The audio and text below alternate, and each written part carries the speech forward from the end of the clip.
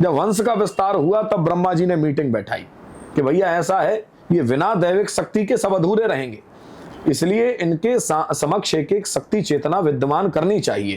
तो शक्ति चेतना में क्या बोले, 10 महाविद्याओं को बांट दिया जावे। तो 10 महाविद्याओं को एक एक को पकड़ा दिया। 64 योगिनियां हैं, तो उनको बता दिया भैया आज से तुम्हारी देवी ये रहेंगी, क्योंकि जब 500 देवियां हैं, 500 देवियों की हर रोज जाकर के एक आदमी पूजा नहीं कर सकता है। एक फिक्स करना पड़ेगा। एक फिक्स कर दिया कि अब आप इनको पकड़ लीजिए तो आप इनकी पूजा कर सकते हैं।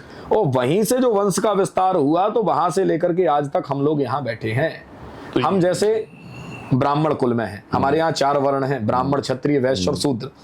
4 वर्णों में ब्राह्मण जो है उसकी कुलदेवी अलग है, क्षत्रिय जो है उसकी कुलदेवी अलग है, अच्छा। वैश्य जो है उनकी कुलदेवी अलग है, शूद्र जो है उनकी कुलदेवी अलग है। पर हैं हम लोग शरीर के एक ही अंग, ब्राह्मण, क्षत्रिय, वैश्य और शूद्र, अलग नहीं है। नहीं, छुआछूत वाला कोई मामला है ही नहीं, वही शरीर। मैं तो कभी चर्चा करता ही नहीं इसमें। वही शरीर है। जी हाँ, हमारे यहाँ भगवान श्रीमन नारायण का ही शरीर 4 वर्ण है। चतुर्वर्णम मया सृष्ट, जिसमें 4 वर्ण में ब्राह्मण को बताया है मुख, क्षत्रिय को बताया भुजा, ब्राह्मणों समुखमासीत बाहु राजन्यः कृता उरु तदस्य जदवैश्यः, नाभि से लेके जंघा तक वैश्य है। पद विभागुं शूद्रो अजायता, जो शूद्र है, सेवक है, उसको चरण में स्थान दिया।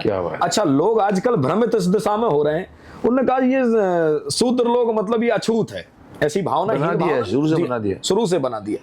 नहीं, शुरू से नहीं बनाया, मैं विनम्रता से आपसे बीच में कहीं बनाया, मैं राजनीति आदिकाल की बात नहीं कर रहा हूँ जी, राजनीति मनुष्यों ने बनाया है। यदि हमारे यहाँ किसी को कमजोर बताया जाता तो राम सबरी के घर में जाके जूठे वेर क्यों खाते? राम ने तो उदाहरण पेश किया। जी हाँ, तो हमारे धर्म ने ये कहीं शिक्षा कहीं नहीं। हम लोग भी जातिवाद को कभी नहीं मानते। मैं रावण की कुलदेवी को फॉलो करता हूँ, पर मैं ब्राह्मण होने के बाद रावण को फॉलो नहीं करता।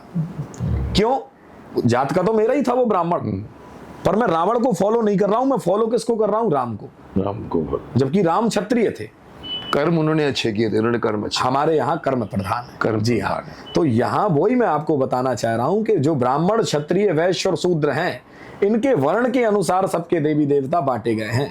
और अब वो देवी देवताओं पे बड़ा मंथन है, बड़ा चिंतन है, लोग उस विषय को समझना नहीं चाह रहे, वो भूल जाते हैं अपनी कुलदेवी देवता को। तो ये बात समझिए, आपको जो ड्यूटी दी गई है कि भैया आपको ये वाला काम करना है, अब आप कंप्लीट कर रहे हो अपनी ड्यूटी को या नहीं कर रहे हो, वो आपके ऊपर है।